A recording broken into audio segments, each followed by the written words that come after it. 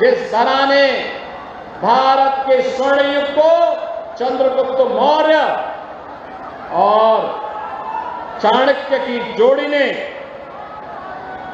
भारत को एक स्वर्ण युग में ले जाने का काम किया हो, यानी स्वर्ण युग का मतलब समृद्ध और विकसित भारत बनाने का काम किया हो, वह धरती बिहार है। बहनों और भाइयों, जब भी भारत के आन बान और शान पर किसी ने हाथ डालने का दुस्साहस किया तो बिहार का नौजवान उठ खड़ा हुआ। याद करिए, कांग्रेस ने जब 1975 में लोकतंत्र का गला घोंटने का काम कांग्रेस ने किया था, तब बहनों और भाइयों उस समय लोकतंत्र बचाने के लिए बिहार का नौजवान लोक नायक जयप्रकाश नारायण के नेतृत्व में खड़ा हुआ था। सामाजिक न्याय के अग्रदूत कर्पूरी ठाकुर भी इसी बिहार में जन्मे थे। देश के पहले राष्ट्रपति डॉक्टर राजेंद्र प्रसाद जी भी इसी बिहार में जन्मे थे। और यही नहीं, मैथिली और भोजपुरी को वैश्विक पहचान दिलाने वाली छठ गीतों के माध्यम से वैश्विक पहचान दिलाने वाली शारदा सिन्हा भी इसी बिहार की धरती पर जन्मी है। ऐसी पावन धरा को कौन न नमन करेगा। बहनों और भाइयों, एक गौरवशाली परंपरा और गौरवशाली गाथा के लिए जाने जाने वाला बिहार कांग्रेस और आरजेडी के कारण अपनी पहचान के लिए मोहताज हो गया था। बहनों और भाइयों, कांग्रेस के समय में बिहार पिछड़ता गया, आरजेडी के समय में ये जंगल राज में बदल गया। जातीय नरसंहार की घटनाएं, लूटपाट की घटनाएं, अराजकता, अपहरण एक उद्योग के रूप में फल फूल गया था बिहार के अंदर। याद करिए, बिहार के अंदर कैसी स्थिति पैदा हो गई थी। यहां पर अपहरण एक उद्योग हो गया था। 30,000 से अधिक अपहरण की घटना आरजेडी के 15 वर्ष के कार्यकाल में बिहार के अंदर देखने को मिली थी। और बहनों और भाइयों, जब बिहार के नौजवानों ने फिर अंगड़ाई ली, 2005 में नीतीश बाबू के नेतृत्व में एनडीए की सरकार बनी। एनडीए की सरकार ने नीतीश बाबू के नेतृत्व में सुशासन की स्थापना के लिए प्रयास प्रारंभ किया और आज बिहार में वह सब कुछ है जो बिहार में होना चाहिए था। आज बिहार में सड़क है, आज बिहार में रेल की कनेक्टिविटी है, आज बिहार में वायु की कनेक्टिविटी है, आज बिहार में मेट्रो का भी संचालन शुरू हो गया है, आज बिहार में बिजली है, आज बिहार में पानी है, आज बिहार में गरीब के लिए राशन है, हर गरीब के घर में रसोई गैस का कनेक्शन है, हर गरीब के पास 5 लाख रुपए की स्वास्थ्य बीमा का कवर भी है। बहनों और भाइयों, कार्य करने की इच्छा शक्ति होनी चाहिए। मोदी जी ने 11 वर्ष में भारत को बदल करके रख दिया। आज करिए, भारत, जो भारत एक पिछड़ा देश था, उस भारत को दुनिया की चौथी बड़ी अर्थव्यवस्था के रूप में मोदी जी ने स्थापित कर दिया है। इस साल के अंत में भारत दुनिया की तीसरी बड़ी अर्थव्यवस्था बन जाएगा। और यही नहीं, मोदी जी ने और एनडीए की सरकार ने आज बिहार के अंदर, बहनों और भाइयों, आज यहां पे एनआईटी है, आईएम है, एम्स हैं, इंजीनियरिंग कॉलेजेज हैं, मेडिकल कॉलेज और हॉस्पिटल्स के निर्माण भी युद्ध स्तर पर बिहार के अंदर बने हैं। ये लगातार ये श्रृंखला नए और समृद्ध बिहार को मजबूत बिहार के रूप में स्थापित करने के सामने एनडीए सरकार के द्वारा बिहार के अंदर किया गया कार्य है। आप सोचो, मोदी जी ने 11 वर्ष में 80 करोड़ लोगों को फ्री में राशन की सुविधा का लाभ, 50 करोड़ लोगों को प्रतिवर्ष 5 लाख रुपए की स्वास्थ्य बीमा का कवर, 46 करोड़ लोगों के बैंक अकाउंट, और यही नहीं 12 करोड़ गरीबों के घर में शौचालय बनाए गए हैं, 10 करोड़ गरीबों को फ्री में रसोई गैस के कनेक्शन बांटे गए हैं। आप मुझे बताओ, एक तरफ मोदी जी के नेतृत्व में विकास हो रहा है, गरीबों का कल्याण हो रहा है, और याद करिए मोदी जी फ्री राशन दे रहे हैं, और आरजेडी के समय राशन तो नहीं मिलता था, बल्कि पशुओं का चारा भी ये टकार जाते थे। और याद करिए, ये रसोई गैस का एक एक कनेक्शन कांग्रेस की सरकार के समय में 50,000 और 30,000 रुपए में बामुश्किल मिल पाता था। आज तो हर गरीब को फ्री में कनेक्शन। बहनों और भाइयों, एक तरफ विकास है, दूसरी तरफ किसानों का सम्मान भी है। देश के अंदर 12 करोड़ अन्नदाता किसानों को प्रधानमंत्री किसान सम्मान निधि का लाभ भी मोदी जी दे रहे हैं। और यही नहीं, लखपति दीदी के रूप में महिला स्वावलंबन का कार्य और उनके सम्मान का काम भी कोई कर रहा है, तो ये एनडीए की सरकार कर रही है। विकास भी है, गरीबों का कल्याण भी है, और साथ साथ विरासत को भी आगे बढ़ा करके आस्था को भी सम्मान देने का काम हो रहा है। आप याद करिए, कांग्रेस की सरकार, आरजेडी की सरकार में हम नारा लगाए करते थे कि रामलला हम आएंगे, मंदिर वहीं बनाएंगे। बोलते थे ना। और तब कांग्रेस कहती थी राम तो है ही नहीं। तब आरजेडी भगवान राम के मंदिर निर्माण के रथ को रोकती थी।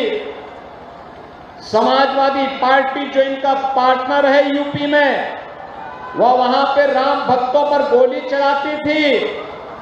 लेकिन हम तब भी कहते थे कि लोग लाठी गोली खाएंगे, मंदिर वहीं, लाठी गोली खाएंगे, मंदिर वहीं। और मंदिर का निर्माण, हमने कहा मंदिर का निर्माण करेंगे। मोदी जी प्रधानमंत्री बने, उत्तर प्रदेश में हमारी सरकार आई, राम मंदिर का निर्माण हो गया ना अयोध्या में। कोई संदेह है क्या? कोई संदेह है क्या? और अयोध्या में भगवान राम का मंदिर बना, तो वहां पे जो इंटरनेशनल एयरपोर्ट बना है, वो हमने बनाया है महर्षि वाल्मीकि के नाम पर। वाल्मीकि नगर यहां पर है, लेकिन इंटरनेशनल एयरपोर्ट का नामकरण अयोध्या में महर्षि वाल्मीकि के नाम पे बना है। याद करिए, वहां पर जब जाते हैं, फ्री में खाना जो मिलता है, वह खाना किसी रसोई में मिलता है तो उसका नाम है माता सबरी रसोई, माता सबरी के नाम पर। वहां पे रहने के लिए जो रेन बसेरा बसाव बना हुआ है, वह बना है निषाद राज के नाम पर, निषाद राज।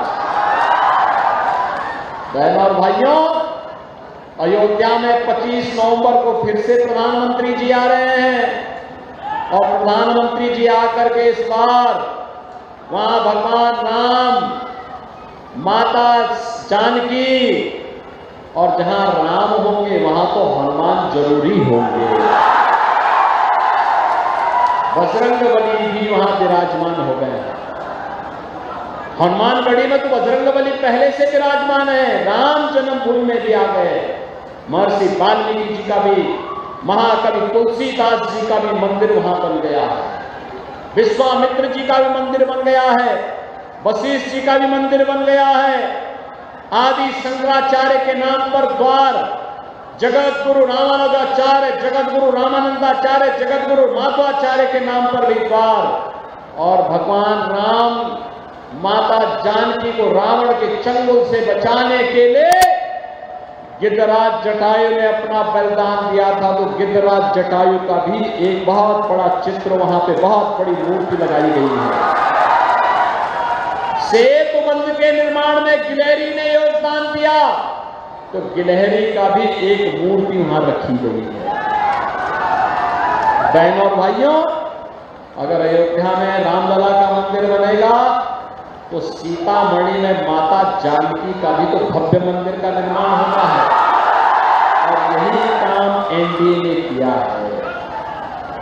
याद रखिए, ये महागठबंधन कांग्रेस आरजेडी के रूप में झूठ का पुलंदा लेकर के झूठे वायदे करने के लिए आपके बीच आया है, और हम लोग तो मोदी जी के नेतृत्व में जो बोलते हैं वो करके दिखाते हैं। आप याद करिए ना, हमने कहा था ना, माफिया की संपत्ति को जब्त कर देंगे। उत्तर प्रदेश में हमने जब्त कर दिया। देखो, कल ही मैं लखनऊ में था, और लखनऊ में प्रातः काल बिहार प्रचार करने के लिए मैं कल गया की तरफ गया था, गया सासाराम की तरफ गया था। और बहनों और भाइयों, कल मैं एक दुर्दांत माफिया यूपी में था। ये आरजेडी और समाजवादी पार्टी का शागिर्द था, अपहरण करता था व्यापारियों का, डॉक्टरों का, इंजीनियर का, राह चलती हुई बेटियों का अपहरण करवा देता था। हमारी सरकार आई, आज उसका जहन्नुम का टिकट कट चुका है। उसने लखनऊ में डीजीपी के आवास के सामने बहुत बड़ी हवेली बना दी थी। हमने जांच कराई तो पता लगा कि ये सरकारी जमीन है, गरीबों की जमीन पे कब्जा करके बनाया है। तो हमने उसका भवन खाली करवाया, और खाली करवा करके फिर उसने बहुत अच्छे ढंग से बुलडोजर से उसको समतल करवाया। और बहनों और भाइयों, समतल करवाने के बाद वहां पर एक ऊंची बिल्डिंग बनाई और गरीबों के लिए आवास बनाए। कल गरीबों को एक एक आवास बांट करके लाया, 72 गरीब परिवारों को एक एक आवास बांट दिया। अकेले उत्तर प्रदेश में अब तक 60 लाख गरीबों को एक एक आवास दिया जा चुका है, और ये केवल डबल इंजन की एनडीए की सरकार ही कर सकती है। ये लोग जो पशुओं का चारा खा जाते हो, नौजवानों की नौकरी में सेंध लगाते हो, इन लोगों से कोई उम्मीद मत करिए। ये लोग कुछ करने वाले नहीं है। ये अपने परिवार के अलावा किसी के बारे में नहीं सोचने वाले हैं, किसी के बारे में नहीं सोचने वाले हैं। इसीलिए तो आपने देखा है अभी बिहार का एक यादव नौजवान, जिसके पिता बिहार केसरी थे, उन्होंने कहा कि मैं तो भाजपा के साथ जुड़ करके सेवा का काम करूंगा, आरजेडी जैसे संगठन के साथ नहीं। और इसलिए बहनों और भाइयों, आज मैं आपके पास आया हूं। आज बिहार में पहले चरण का चुनाव चल रहा है, और चुनाव में बिहार की माताएं, बिहार का नौजवान, बिहार का अन्नदाता किसान झोंक करके एनडीए को वोट दिए जा रहा है। 121 सीटों पे चुनाव हो रहे हैं, और रुझान बताते हैं कि 100 से ज्यादा सीटों पर एनडीए ही जीतने वाली है। तो बाकी जो 122 सीटें हैं, इनमें भी अगर यही परिणाम आपने दे दिया, तो बहनों और भाइयों, ये कांग्रेस और आरजेडी और इनके जितने भी पार्टनर हैं और पेशेवर खानदानी माफिया हैं, इन सब की जमानत जब्त होनी तय है। और यही कहने के लिए मैं आया हूं। याद करिए, ये क्षेत्र तो महर्षि भगवान वाल्मीकि के प्रति, माता जानकी के प्रति और भगवान राम के प्रति सदैव नतमस्तक रहा है। हमें भूलना नहीं चाहिए कि जो रामद्रोही है वो हम सबका विरोधी है ना? क्या रामद्रोही को वोट देंगे क्या? बताओ, जो आपकी आस्था के साथ खिलवाड़ करे, क्या हम उसके साथ खड़े हो जाएंगे क्या? पता ही नहीं होना है, आने वाली पीढ़ी में तो माफ नहीं करेगी। और इसीलिए हम सबको केवल एक ही बात तय करनी है, जो राम का नहीं वो हमारे किसी। और इसीलिए आपका आह्वान करने के लिए आया हूं। ये सीमावर्ती क्षेत्र है, उत्तर प्रदेश में तो सब कुछ अब ठीक है, अच्छा है। अब वहां दंगा नहीं होता, वहां गुंडागिर्दी नहीं, वहां पे न कर्फ्यू है न दंगा है। यूपी में अब सब चंगा है, चंगा। और वही चंगा करने के लिए सावधानी पूर्वक कार्य करना है, बंटना नहीं है, जाति पाति में नहीं बंटना है। बटेंगे नहीं, बटेंगे तो एक रहेंगे, सेफ रहेंगे। एक रहेंगे तो हमें सुरक्षित रहना है, तो एकजुट होकर के एनडीए की सरकार को फिर से बिहार के अंदर लाना है। सहमत हैं? सभी लोग सहमत हैं? सभी लोग सहमत हैं? यहां पर हमारे प्रत्याशी बगहा से हैं श्री राम सिंह जी, और प्रत्याशी श्री नंदकिशोर राम जी हैं रामनगर से। दोनों को विजयी बना करके भिजवाएंगे ना सभी लोग। एक पीछे बैरिकेड के पीछे, बाउंड्री वाल के पीछे भी भारी संख्या में लोग हैं, वे सभी लोग भी अपना हाथ उठा करके बोलिए, मेरी नजर उन तक पहुंच रही है। सभी लोग अपना आशीर्वाद देंगे ना? याद रखना, ये लोग जीतेंगे तब जब आप घर घर जाकर के मेरा भी और मोदी जी का भी और नीतीश बाबू का भी संदेशा घर घर पहुंचाएंगे। पहुंचाएंगे क्या? पहुंचाएंगे। प्रत्याशियों को विजयी बना के भेजना है। एनडीए के प्रत्याशी, चाहे वह बीजेपी से हो, जेडीयू से हो, और इसमें आपके राष्ट्रीय लोक मोर्चा से हो, या फिर एलजेपी से हो, या हम से हो, इनके सभी नेताओं का आशीर्वाद इन दोनों प्रत्याशियों को है। आशीर्वाद होगा ना? सभी का